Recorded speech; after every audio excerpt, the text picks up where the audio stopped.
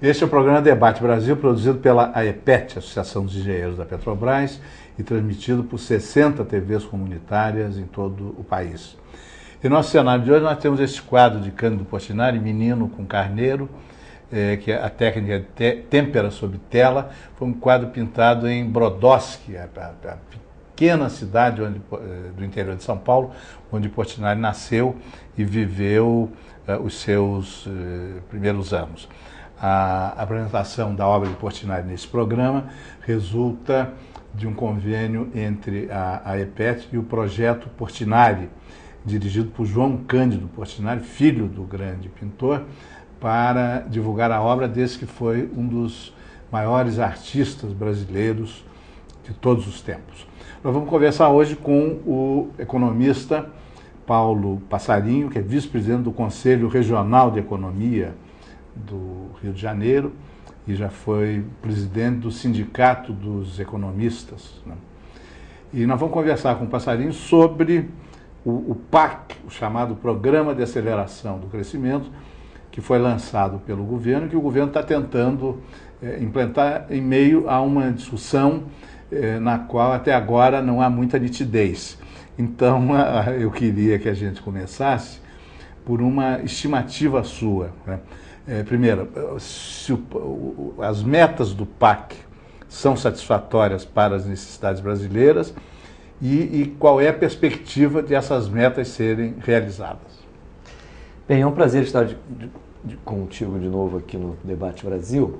E esse tema do PAC é muito importante, porque, afinal de contas, foi, me parece, uma resposta do governo Lula, nesse seu segundo mandato, às críticas que haviam com relação ao baixo crescimento da economia brasileira em meio a um mundo que cresce a taxas muito aceleradas e particularmente os países em desenvolvimento, inclusive os nossos vizinhos aqui da América do Sul, como a Argentina, Venezuela.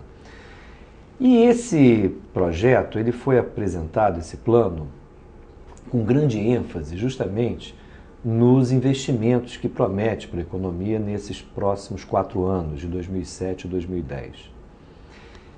Seriam investimentos da ordem de 503 bilhões de reais. E aí cabe uma primeira ponderação. A rigor de recursos do orçamento da União, os recursos previstos para investimentos na economia, em novos projetos, não ultrapassa a 65 bilhões de reais. O maior volume de recursos a serem aplicados desses 503 bilhões advém dos orçamentos das estatais, principalmente Petrobras e Eletrobras, e especialmente de linhas de financiamento que serão colocadas à disposição da iniciativa privada, na verdade, para contratação, através de operações do BNDES, do Banco do Brasil, do Banco do Nordeste. É importante qualificar isso porque muitos têm afirmado que o PAC recoloca o Estado como principal agente do desenvolvimento brasileiro, inclusive como indutor do investimento privado. É lógico que representa uma mudança quando o governo, que até agora deu muita ênfase na questão da estabilidade macroeconômica, aponte um programa dessa natureza. Mas não é a primeira vez que nós temos isso. No segundo mandato do governo Fernando Henrique Cardoso, foi apresentado também, com pompa e circunstância, o programa Avança Brasil. E que, por uma série de razões, deixou muito a desejar. Tanto é que as taxas de crescimento no segundo governo Fernando Henrique Cardoso foram muito baixas. Agora, novamente, se repete uma operação desse tipo. As obras, projetos previstos no PAC, na verdade, já constavam dos planos de investimento das estatais, bem como alguns outros projetos na área da própria responsabilidade da União. A grande novidade, que não é dita desta forma que o PAC traz, são, na verdade, medidas fiscais de longo prazo.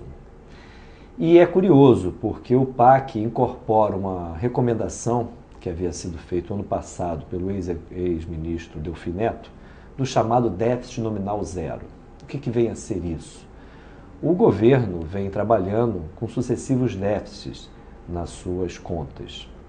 O governo propala muito as metas de superávit primário, mas essa referência do resultado fiscal do governo não leva em conta as despesas financeiras, que são o verdadeiro vilão das contas públicas. O déficit nominal zero significaria você ter um resultado fiscal onde, levando em conta as despesas financeiras, você viesse a ter um equilíbrio entre receitas e despesas. É nesse sentido que muito importante. Ou seja, acabar com a dívida interna. Não seria acabar com a dívida interna, seria em termos de receitas e despesas anuais, você não ter déficit, o chamado déficit nominal das contas públicas. O estoque da dívida, evidentemente, ele tem que estar compatível com essa meta. Ou, o que é pior, a grande variável de ajuste seriam os gastos correntes do governo. Até porque, de acordo com o próprio PAC, a projeção que se tem da redução da taxa de juros é ainda, do meu ponto de vista, muito moderada. Prevê-se uma taxa de juros em torno de 10% em 2010. Levando em conta que a inflação tem tido um comportamento, a última projeção agora, que saiu em maio desse ano, aponta a inflação anualizada de menos de 3% ao ano. Então, nós temos aí uma taxa de juros real ainda muito elevada. O que se pretende, na verdade, é aprofundar os cortes em termos de gastos correntes do governo. E para isso, o PAC incorpora 3 medidas muito importantes.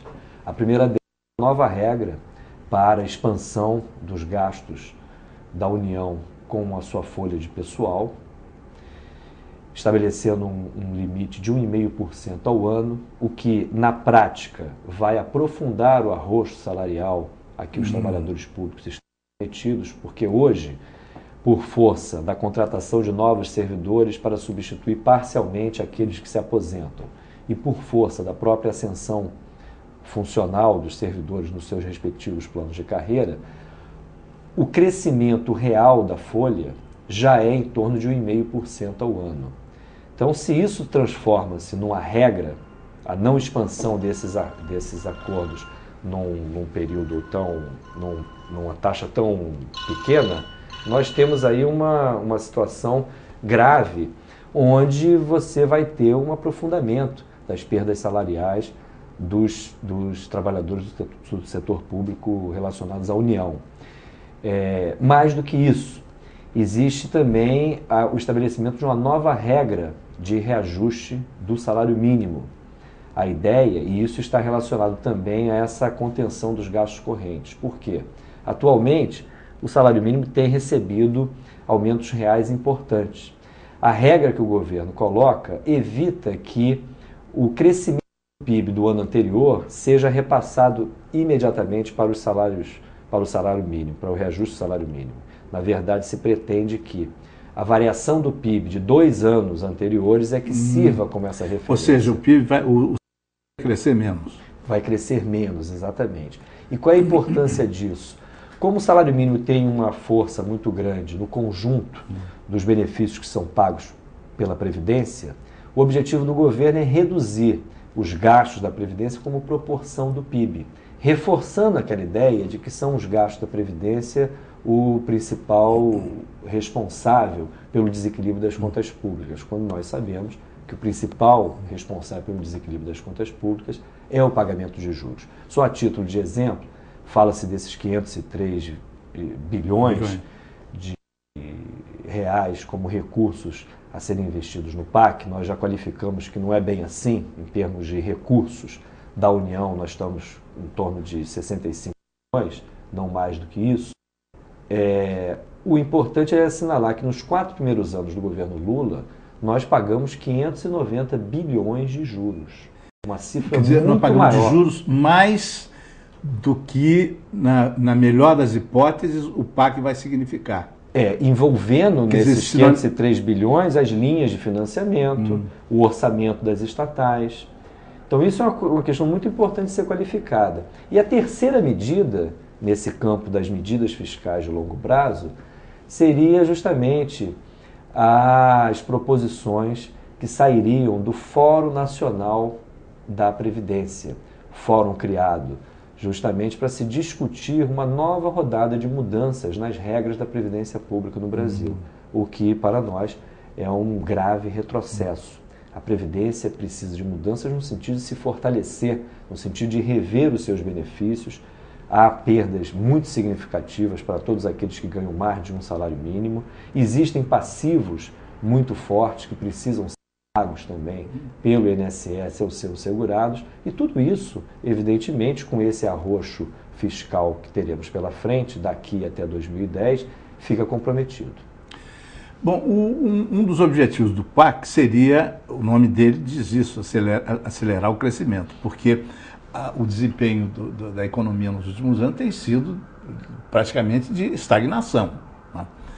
Mal acompanha, se é que acompanha, o crescimento demográfico do Brasil.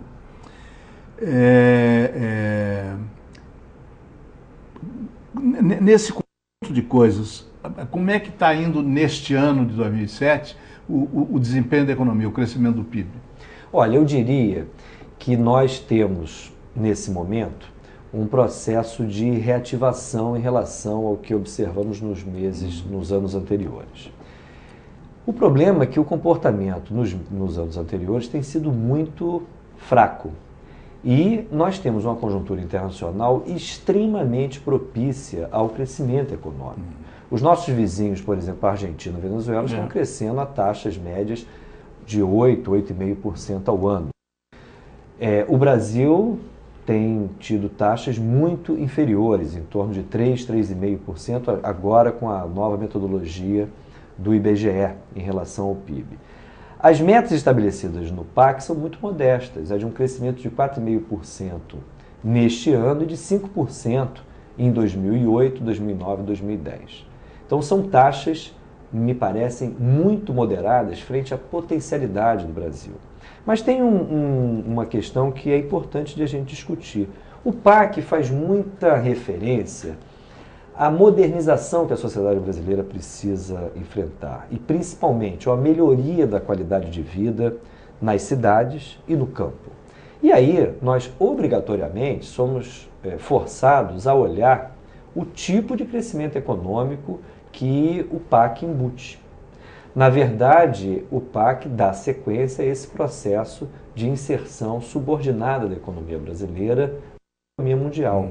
A economia brasileira tem se especializado em ser fornecedora de matérias-primas, de alimentos, principalmente, ao mercado internacional. E nós temos Quer dizer, nós voltamos à situação anterior à Revolução de 1930. Exatamente. E isso é muito grave, porque a literatura econômica latino-americana já demonstrou que uma das grandes armadilhas dos nossos países é justamente decorrente dessa divisão internacional do trabalho, onde a gente acaba se especializando no fornecimento aos países mais ricos de recursos naturais e de alimentos.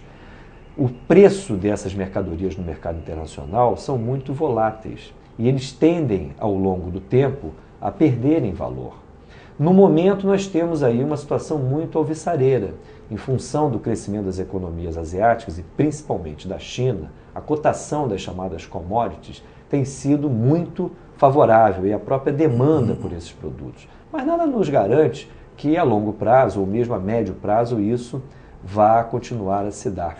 Quer dizer, é uma situação paradoxal, né?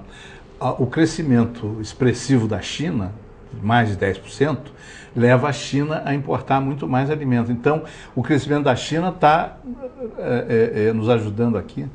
Nos ajuda nesse curto prazo, mas é uma ajuda que, pelas decisões políticas dos governantes brasileiros, pode nos colocar numa situação muito grave, porque a gente vem, na verdade, se especializando, especialmente fazendo uma pauta de exportações, onde os produtos de maior valor agregado perdem peso proporcional.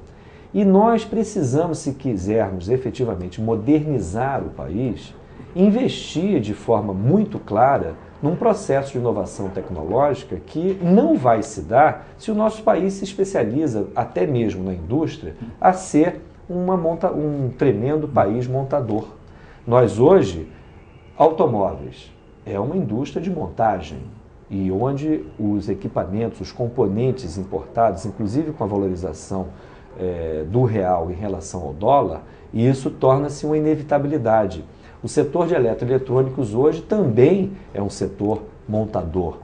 Eu aqui mesmo nesse programa acho que já tive a oportunidade de lembrar palavras do próprio Eugênio Staub, dono da Gradiente, que almejou nos anos 80 ter uma linha de produção de eletroeletrônicos baseado numa produção brasileira. E ele foi obrigado a abandonar isso e hoje é um montador de peças e componentes importados. Os celulares que são tão badalados também é uma indústria de montagem. Então a gente está se especializando na nossa indústria em avançar em termos dessa especialização e, ao mesmo tempo, o setor mais dinâmico acaba sendo o setor financeiro e o setor do latifúndio produtivo, que é o nome que eu prefiro dar, o chamado agronegócio. Aliás, esse é muito curioso, porque é muito badalado como um setor muito importante, mas volta e meia a gente primeiro observamos os agricultores com gritas imensas a respeito justamente sobre o seu processo de endividamento. Na verdade, quem ganha com o chamado agronegócio são as grandes trades que monopolizam ou oligopolizam o comércio internacional. Mais do que isso, de 1990 a 2003, são dados do IBGE, a população brasileira cresceu em torno de 15%. As atividades agropecuárias cresceram em torno de 53%. E esse setor pecuário teve uma diminuição da população empregada de cerca de 2,2 milhões de pessoas. Então isso mostra o paradoxo desse tipo de encaminhamento que nós estamos dando ao nosso desenvolvimento, mesmo que a gente venha a crescer. E ele é paradoxal justamente com essa ideia de se modernizar o Brasil. Na verdade, o próprio PAC incorpora obras que vão ter seríssimos impactos sobre o meio ambiente, ajudarão a concentrar ainda mais a renda e a riqueza no Brasil e não respondem pela questão central hoje na economia brasileira, na sociedade brasileira, que é a geração de empregos. Nós vamos ter que fazer um intervalo agora, mas eu já queria deixar a próxima pergunta. A sua descrição desse quadro deixa a impressão de que a economia brasileira deu um grande salto para trás. Você mencionou a indústria automobilística como uma indústria meramente montadora, mas quando ela começou a ser instalada há 50 anos atrás, no governo do presidente Juscelino, já vinha antes do segundo governo Vargas, mas no governo do presidente Juscelino, ela tinha taxas progressivas de nacionalização. Né? Isso foi um esquema concebido pelo Dr. Sidney Latini, que era o diretor executivo do grupo da indústria automobilística. Então, essa indústria que devia ser cada vez mais nacional está cada vez mais estrangeira ou montadora. E essas coisas novas, esses milagres novos como o telefone celular, seguem no mesmo caminho, a agricultura vai por aí. Então, depois do intervalo, eu queria pedir que você comparasse o tipo de desenvolvimento que nós tínhamos há 50 anos atrás com o tipo de desenvolvimento que nós temos nos dias de hoje. Até já.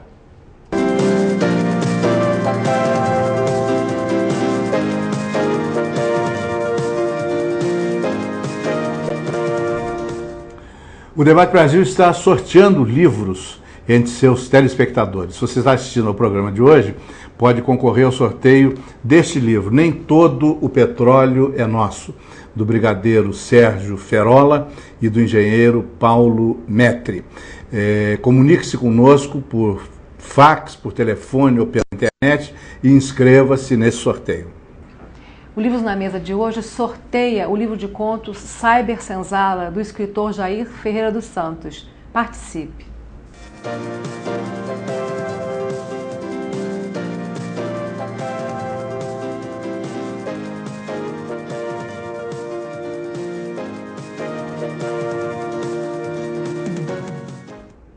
Este é o programa Debate Brasil, produzido pela AEPET, Associação dos Engenheiros da Petrobras, e transmitido por 60 TVs comunitárias em todo o país. Nós estamos conversando hoje sobre o PAC, o Plano de Aceleração do Crescimento. Estamos conversando com o economista Paulo Passarinho, vice-presidente do Conselho Regional de Economia do Rio de Janeiro. A pergunta que ficou antes do intervalo foi como comparar o tipo de desenvolvimento, talvez entre aspas, que o Brasil tem hoje, com o tipo de desenvolvimento que tinha há 50 anos atrás, por exemplo, no governo do presidente Juscelino Kubitschek. Naquela época, José Augusto, nós tínhamos o chamado processo de substituição de importações. O que significa isso? O Brasil, até 1940, principalmente, 50, dependia muito da produção estrangeira, inclusive para nos abastecer. A partir justamente de algumas mudanças estruturais na economia brasileira, foi possível iniciar um vigoroso processo de substituição daquilo que antes era importado. Substituição dos importados por produção local. Eu posso dizer que hoje em dia a economia brasileira passa por um processo inverso. Um processo de substituição de produção interna por produção estrangeira. E não é a produção apenas de bens finais, de produtos finais. Especialmente com a abertura financeira e a decorrente valorização do real em relação ao dólar, nós temos enormes impulsos para a substituição daquilo que é produzido internamente por produtos e, mais do que isso, por peças, componentes, equipamentos que vêm de fora.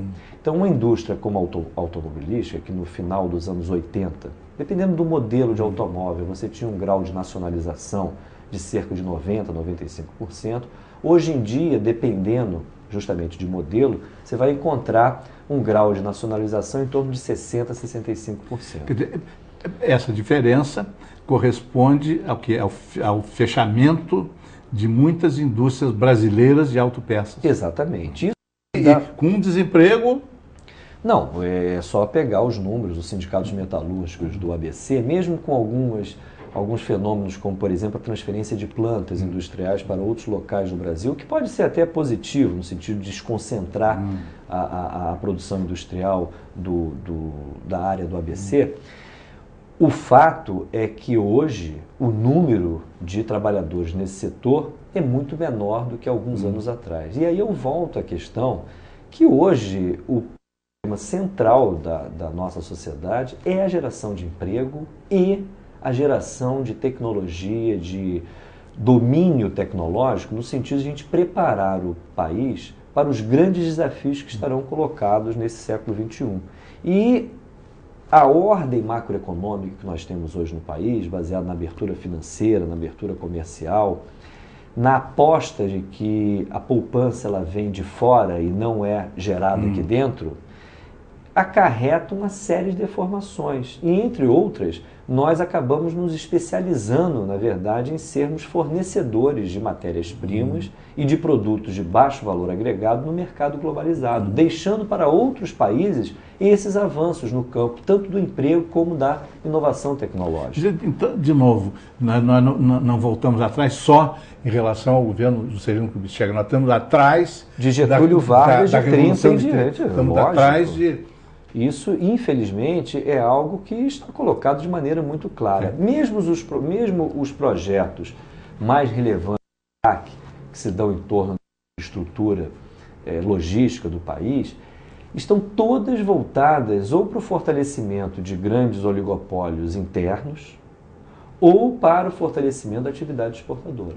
São os corredores de exportação, são obras de geração de energia elétrica para fortalecer empresas e grupos, setores industriais intensivos no uso de energia, como na área do alumínio, como na área da extração mineral, empresas como a Alcoa, como a Vale, né? A Alunorte, são todas muito importantes dentro dessa visão de desenvolvimento que, a rigor, nos especializa no mercado globalizado enquanto um fornecedor de produtos de baixo valor agregado, de recursos naturais. Vamos faltar lá na frente. A questão do petróleo é clara em relação a isso, a própria questão do minério também é clara em relação a isso. E nós temos todas as condições de, a rigor, internalizar um processo de desenvolvimento que seja diferente disso, que agregue, na verdade, novas tecnologias, que capacite o parque produtivo nacional e, especialmente, as nossas universidades a gestarem processos de inovação tecnológica e formar os novos brasileiros. Nós temos tido uma recuperação parcial em termos de empregos formais, mas todos esses empregos têm se elevado em torno de ocupações abaixo de 3 salários mínimos. Então isso é muito grave. Nós temos aumento de oferta de empregos em áreas como da construção civil, que é importante, mas não é suficiente para respondermos aos imensos desafios que estão colocados. Mais do que isso, essa ênfase na questão do chamado agronegócio deforma por completo uma perspectiva que poderíamos ter de produção agrícola baseada na pequena propriedade e onde nós poderíamos viabilizar isso através de uma reforma agrária efetiva e onde nós poderíamos, inclusive, melhor ocupar o nosso campo e desafogar a pressão populacional sobre alguns grandes centros urbanos brasileiros. Mais do que isso, a pequena propriedade rural permitiria que nós generalizássemos, na verdade, a absorção de novas tecnologias. Quando eu defendo a pequena propriedade agrícola, não defendo necessariamente uma produção agrícola artesanal. Muito pelo contrário, ela pode se especializar, pode agregar tecnologia e ela pode agregar valor à sua produção. O pequeno produtor agrícola não terá de ser necessariamente a ressurreição do Jeca Tatu, ruído de vermes, faminto, plantando um bocadinho de mandioca para comer no jantar. Exatamente. Você pode ter a pequena propriedade que transforme o agricultor a família do agricultor numa família, digamos, de classe média. Evidente. Pode? Não esse seria o grande objetivo de uma política agrícola séria no Brasil. Aliás, o MST, ele defende claramente isso, muitos não têm esse conhecimento, a respeito da acuidade da direção nacional do MST a propósito dos rumos de uma política agrícola que efetivamente servisse ao país. Há um desentendimento muito grande em torno dessa questão. A adoção de modernas tecnologias permitiria que nós tivéssemos a pequena propriedade não necessariamente ligada à economia de subsistência. Muito pelo contrário, seria uma economia onde, baseado na agricultura orgânica, o grande diferencial no mercado internacional deveria ser dado justamente pela qualidade e pela quantidade dos produtos gerados com uma alta qualidade alimentar dos seus produtos que viessem a ser gerados. Isso, inclusive, nos diferenciaria no mercado internacional. Ao contrário disso, nós temos adotado cada vez de forma mais liberal, a adoção dos chamados produtos transgênicos, que em alguns mercados, inclusive, tem uma grande dificuldade mesmo, um impedimento para a sua respectiva entrada. Ou seja, eu sou muito pessimista com relação ao que se coloca no horizonte da chamada política agrícola e de metas para a produção de grãos. Sim. Nós não podemos continuar a conviver com situações onde o paradoxo é total, aldeias de índio no município de Dourados, que é um dos municípios mais fortes do agronegócio do Brasil, continuarem a sofrer de problemas de fome. Nós tivemos aí há pouco tempo, inclusive... Quer dizer, a fome no meio de uma fartura extraordinária. De uma fartura que atende a muito poucos. Eu, inclusive, citei aqui os dados, a perda de empregos na área agropecuária é muito violenta nos últimos 13 anos, de 90 a 2003, são os dados do IBGE. Uma outra questão ligada também à política agrícola, reforma agrária, pequena propriedade. O mundo inteiro está assustado, menos com o fim da era do petróleo e mais com o noticiário sobre a catástrofe climática, as mudanças climáticas. Todo dia a televisão e os jornais estão mostrando imagens, está derretendo a calota do Polo Norte, está derretendo a calota do Polo Sul. Né? E o presidente Bush esteve aqui há pouco tempo apenas para discutir etanol, que antigamente chamava álcool e agora resolveram chamar de etanol. Uma política política de transição para essas energias ativas da biomassa brasileira poderia ser compatível com o regime da pequena propriedade, ou isso vai virar, vamos nos transformar num país de grandes plantations?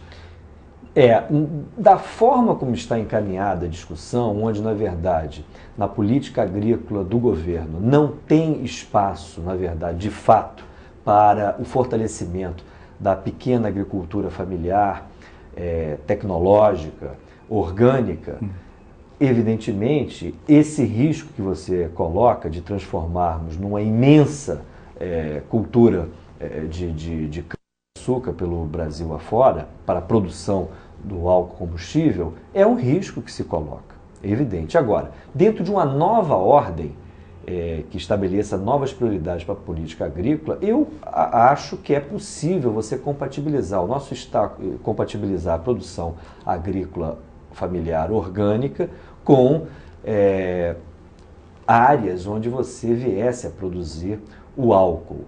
Mas isso deveria ser feito dentro de um novo planejamento do campo brasileiro, que é absolutamente inviável hoje, com a prevalência dos interesses das grandes empresas de comercialização internacional dos nossos alimentos, principalmente soja, laranja. Há um fenômeno aí que tem sido pouco noticiado, mas grandes empresários americanos, como Bill Gates, né, estão comprando grandes extensões de terra no Brasil para produzir álcool, né?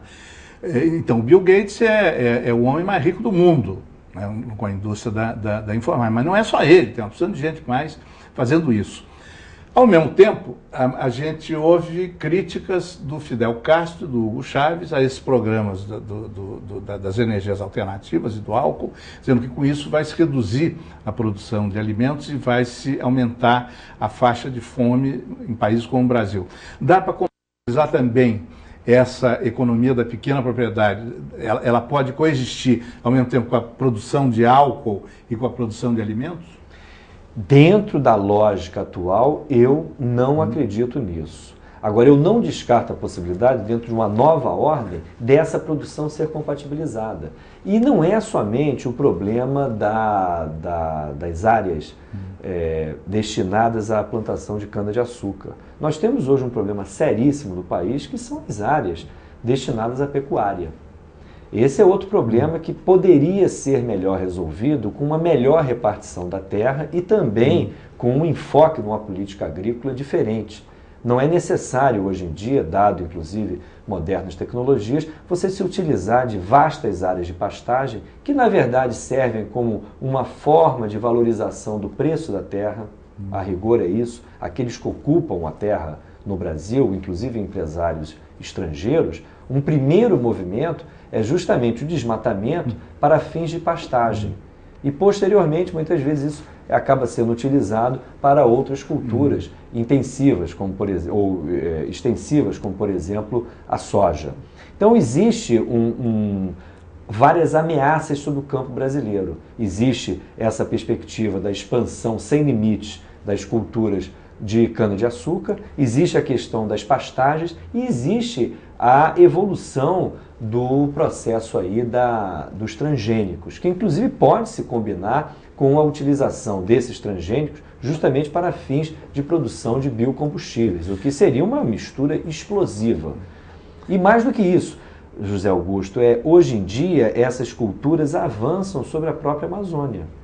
O próprio estado de Mato Grosso tem com o seu governo um dos mais importantes, se não o mais importante produtor de soja do país, avança vigorosamente para a Amazônia Legal, adentra a Amazônia Legal. Então isso é muito grave, porque na medida em que se absorva justamente nessas culturas da soja, especialmente, agora já foi liberado também do milho, mas na soja está muito mais avançada a absorção das sementes transgênicas, as consequências que isso podem ser geradas para a Amazônia são muito graves. Então todo o encaminhamento que é dado para o desenvolvimento brasileiro, inclusive para as ideias de acelerar o crescimento, não são condizentes, me parece, com os interesses nacionais no sentido de elevarmos de forma tecnológica a produção do país, garantir a geração de emprego no país e inserir o Brasil dentro dessa nova divisão internacional do trabalho numa posição mais nobre, não meramente subalterna aos interesses dos países mais desenvolvidos. Bom, nós estamos chegando ao fim do nosso tempo, mas ainda dá para uma última pergunta. Dá para avançar mantendo essa política econômica de juros altos e superávit primário?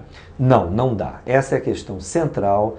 Eu mencionei que esse conjunto de mudanças que o mundo produtivo no Brasil sofreu é evidente, foi influenciado brutalmente pelas chamadas reformas liberais na economia, baseado na abertura financeira, na abertura comercial, na abertura tecnológica, em última instância, e onde nós temos hoje um tremendo incentivo aos próprios empresários brasileiros a buscarem responder a vantagens de curto prazo. Uma vantagem de curto prazo hoje é aproveitar, por exemplo, a valorização do real para acelerar um processo de importações que não necessariamente seria de máquinas e equipamentos para uma especialização mais definida da indústria brasileira. Muito pelo contrário, o que temos observado é inclusive a entrada de novos empresários estrangeiros no país, inclusive ocupando o lugar que antes eram de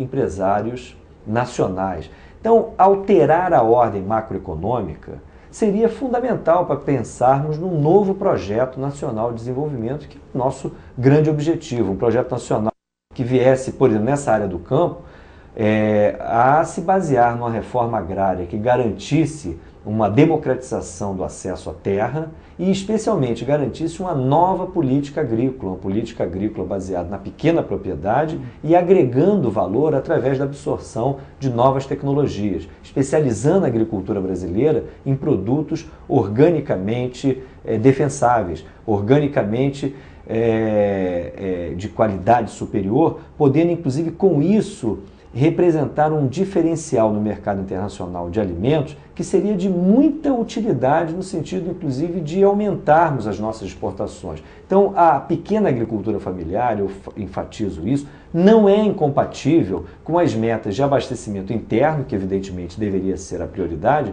mas também com a geração de excedentes exportáveis. Obrigado. O programa de hoje prossegue com o nosso caderno de Cultura, Livros na Mesa, produzido e apresentado por Suzana Vargas, da Estação das Letras. Até já.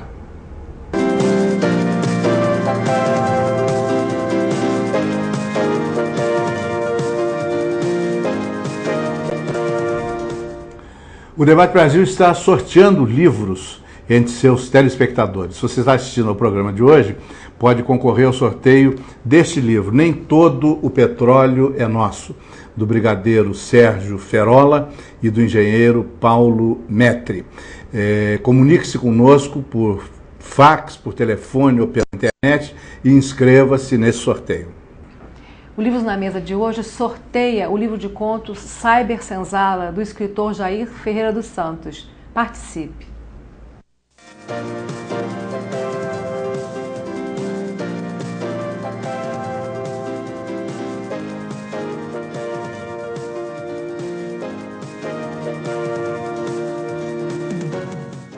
O Livros na Mesa de hoje conversa com a professora emérita da UFRJ, ensaísta, escritora Bela Joseph.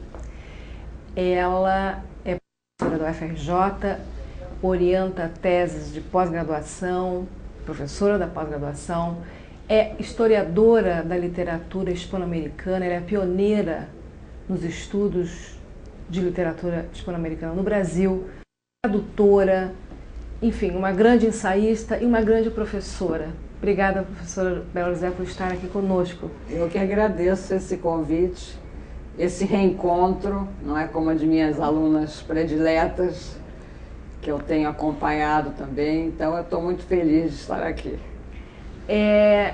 Professora Bela, gostaria de começar a nossa conversa perguntando, eu sempre tive essa curiosidade como aluna e depois como admiradora do seu trabalho. De onde vieram os seus primeiros contatos com a literatura hispano-americana? Quer dizer, como é que surgiu esse interesse que depois ficou tão, quer dizer, se transformou num trabalho tão profícuo para o Brasil, para a literatura brasileira? Eu acho que foi um acaso. Eu fui aluna do Manuel Bandeira e quando no final do ano ele chegou para mim e disse: você não gostaria de ser minha assistente? Eu disse: mas eu não sei nada de literatura hispano-americana, porque a gente estudava um ano, uma vez por semana era aula, e eu não estava assim muito, mas aceitei, porque trabalhar com o Manuel Bandeira era uma grande honra, e os anos que eu passei trabalhando ao lado dele foram profícuos. Eu acho que devo muito da minha maneira de analisar, o gosto de fazer antologias. Eu acho que herdei isso dele, e quando ele se aposentou eu fiz o concurso.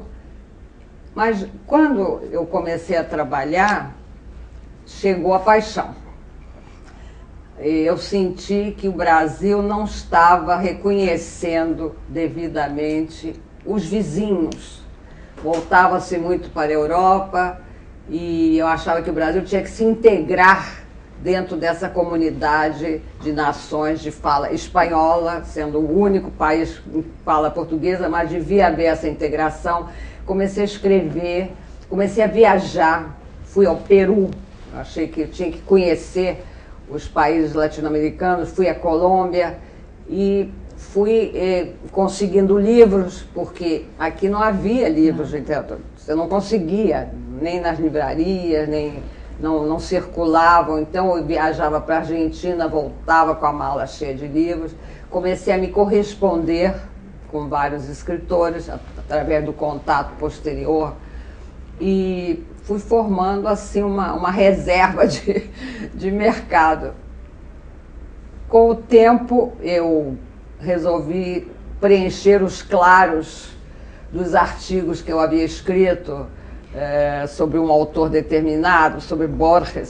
Ia para o Globo, né? Fazia resenha. Fazia resenha. Para a seção de livros do Globo. Comecei no Jornal do Brasil. JB. Aquele suplemento. Livros do Mário Pontes. Do Mário não Pontes, E então eu resolvi um claro a ser preenchido, mas o Fausto Cunha tinha me dito: por que você não preenche esses claros? Porque falar de Borges, falar de Carlos Fuentes, falar do século XIX, então era só completar. Agora tem uma coisa, eu na história só falo dos livros que li. Quer dizer, não é um catálogo, quer dizer, não é uma história catálogo. São os livros todos que eu li durante a minha existência, de que eu falo aqui no livro. Ele tem essa característica, é uma história crítica, de certa maneira. Porque eu selecionei os autores. Crítica pessoal, claro. Os autores que me disseram alguma coisa, e depois, claro, os que têm importância reconhecida, e outros menores que não têm esse reconhecimento, que são do meu gosto, da minha leitura, estão aí. E a cada vez eu complemento, é muito prazeroso, né? Cada ano que passa, as leituras, eu vou complementando. Então, ela, de certa maneira, é uma história que vai até o final do século XX. O século XXI ainda não está aí, mas até o século XX, eu acho que ela... Que maravilha.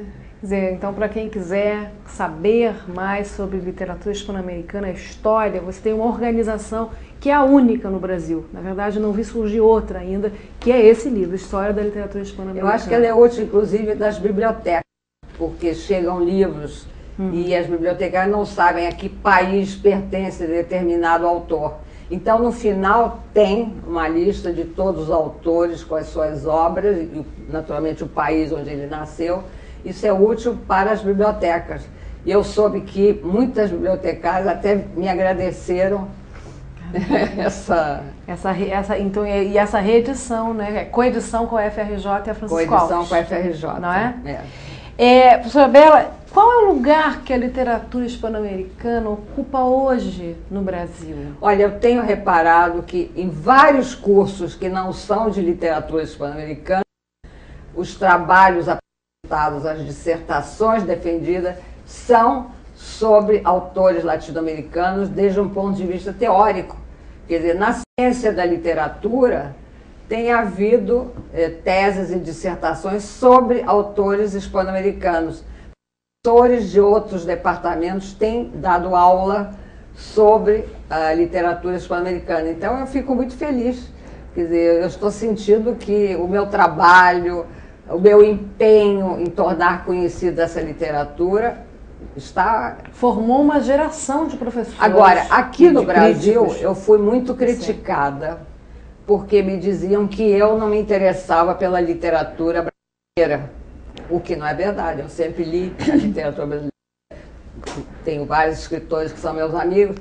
Então, para responder a essa crítica, lá vem a Bela com os seus latino-americanos, eu fiz uma antologia federal da literatura brasileira, que começa com poemas indígenas, Anchieta, e vai até os dias de hoje. Pedi permissão a cada autor, escrevi uma carta a cada autor para me dar o texto, traduzir para o espanhol, ou vertir para o espanhol. Tem uma nota apresentando cada escritor e tem uma introdução a cada período, digamos assim, não é? Quer dizer, barroco, romantismo, realismo, modernismo. Então, eu paguei a minha dívida com a literatura brasileira. Essa antologia está em uso em toda a América Latina. Maravilha. Quando o Rubem Fonseca recebeu o prêmio Juan Rulfo no México, os jornalistas estavam alucinados atrás de um texto dele em espanhol. Eles foram, a minha antologia era no México, tinha ali, e o primeiro texto dele foi publicado no México, foi a minha tradução, que eu fiz de um conto dele. Ela é muito útil. Existem poucas traduções de autores brasileiros pelos nossos vizinhos também, né? Eu acho que, infelizmente, esse intercâmbio ele é complicado, né? Devia haver mais. Assim como nós traduzimos, e tem saído muitas traduções, não é? Eles ali conhecem pouco, Eles né? conhecem. Chega Machado de Assis. Machado de Assis. Quem mais? Machado. Jorge Amado. Quem mais, professor? Clarice, não é? Nélida, Lígia. Mas são poucos autores. São bem poucos, né? São. Bem poucos autores. Nós devíamos investir mais. Eu acho que caberia investir... Pois é, esse seu trabalho, né, com a antologia, quer dizer, de traduzir, de selecionar, de traduzir, que é um trabalho de divulgação precioso, né? Ele devia continuar, na verdade, né? Devia ser incentivado. Agora o caminho seriam os livros, né? Quer dizer, a minha antologia tem trechos, mas agora devia se partir para publicar... Uma política de tradução dos livros. Dos livros, né? propriamente ditos, né? E devia ser feito. Mas, agora falando em tradução, a senhora também é tradutora. Eu gosto muito de traduzir teatro. Eu tenho traduzido muito o teatro latino-americano. Comecei com Florencio Sánchez, uma edição do Ministério da Educação e Cultura, Florencio Sánchez, Los de Abajo, e continuei com as peças do Vargas Llosa. Skármeta, Skármeta, que foi assim a grande tradução que eu fiz do Carteiro e Poeta. Que foi montada no Centro Cultural do Banco do Brasil. Mas né? ele terminou essa peça em 87. E quando ele me disse que estava escrevendo essa peça, eu digo, me manda. Então ele me mandou datilografado em 87. Eu fiquei encantada e comecei a apresentar a peça a vários diretores e não conseguia. Em 87, ela foi encenada em 97.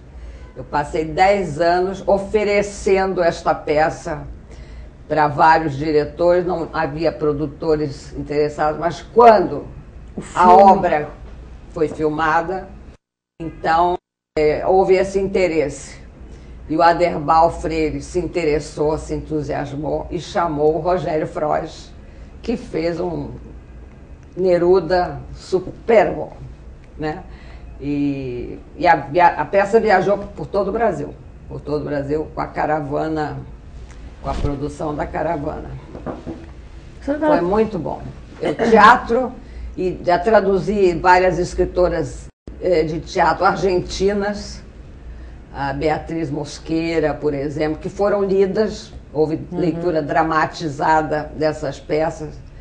Então, teatro sempre que eu posso, eu traduzo. Eu gosto muito. E tem pouca tradução de teatro latino-americano, hispano-americano no Brasil. Oxalá, a gente conhece pouco, eu conheço muito poucos autores, quase 4 ou 5, talvez, não se tanto, né, aqui. Agora, queria lhe perguntar uma coisa, como é que as políticas do Estado, as políticas de Estado, na verdade, elas podem ajudar na divulgação da literatura hispano-americana? Olha, o bom era que não atrapalhassem, porque muitas vezes atrapalha. Como é que atrapalha? Um trabalho que a gente faz por estar em contato, por tomar conhecimento, se pegar só o lado político, isso atrapalha. Se pegar só o lado econômico, quer dizer, devia ser uma coisa maciça, completa, abrangente. Quer dizer, mandar escritores, receber escritores, organizar encontros. Esses encontros são muito frutíferos, são muito importantes, porque daí é que nasce o conhecimento, enquanto que leis, decretos, não levam, assim, muitas vezes a... E a obrigatoriedade, por exemplo, de divulgar a língua espanhola nas escolas? Isso foi um grande passo. Agora é obrigatório mesmo. E lá, nos nossos países, no Uruguai, no Peru, na Colômbia? Eu não sei se há essa contrapartida, embora os centros de estudos das embaixadas tenham atuado. Por exemplo, na Argentina, em Buenos Aires, o centro de estudos atuava primorosamente. A Maria Julieta Drummond de Andrade, que era a diretora desse centro de estudo, ela fez muito no Peru, o centro de estudo, mas são trabalhos isolados. Pontuais. Quer dizer, não há uma coisa maciça. Quer dizer, não sei em quantas embaixadas, de quantos países existe um centro de estudos brasileiros. Ou às vezes só a língua portuguesa, mas não basta, quer dizer, seria bom a língua através da literatura. Porque parece que ainda existe uma dificuldade dos próprios autores latino-americanos de se firmarem como autores, quer dizer, não sei se ainda é assim, eles são traduzidos na Espanha primeiro, depois a Espanha, é como se eles tivessem que ser importados da Espanha para depois serem exportados pela própria Espanha para os seus países. Como é que é isso? Aconteceu isso com Borges. Pois é. O Borges só foi reconhecido no Brasil depois que a França traduziu e divulgou a obra dele. Então, embora Mário de Andrade, que sabia tudo, que conhecia tudo, já naturalmente tinha lido todos esses escritores argentinos de vanguarda, a gente consultando os textos do Mário de Andrade, como eu tive ocasião lá no Instituto em São Paulo, da USP, Instituto de Estudos Brasileiros,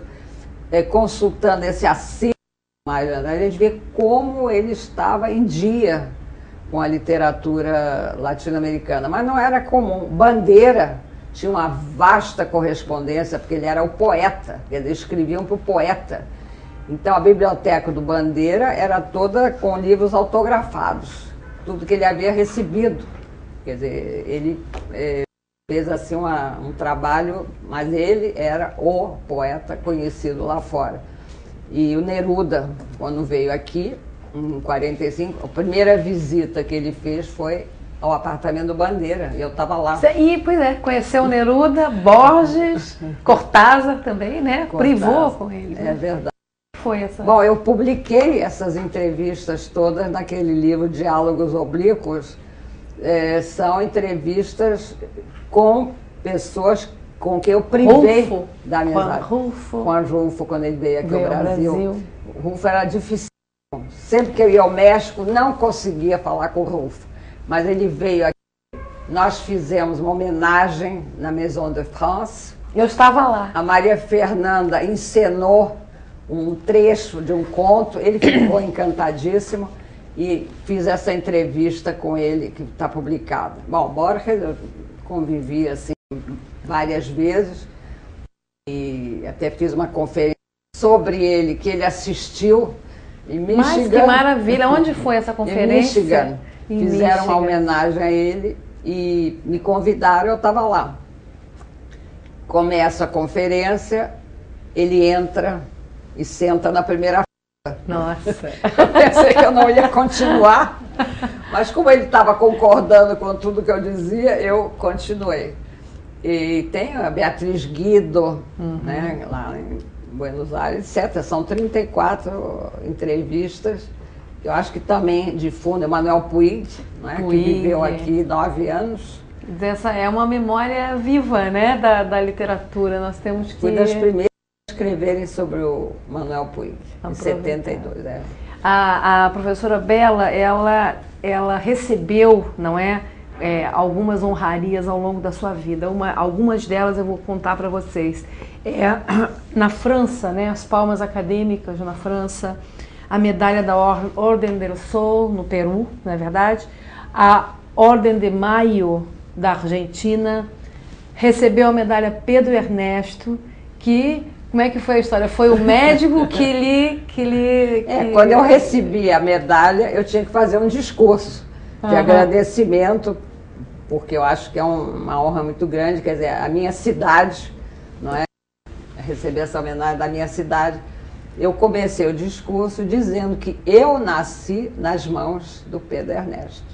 Ele estava lá na noite em que eu nasci e foi o obstetra, não é, que me recebeu.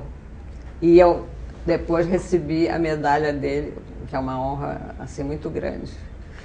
Professora Bela, nós estamos no final do nosso encontro e eu queria agradecer muitíssimo a sua presença. Há muito tempo que eu quero conversar com a senhora. Eu falo sempre você, mas agora eu estou um pouco assim entre o você e a senhora.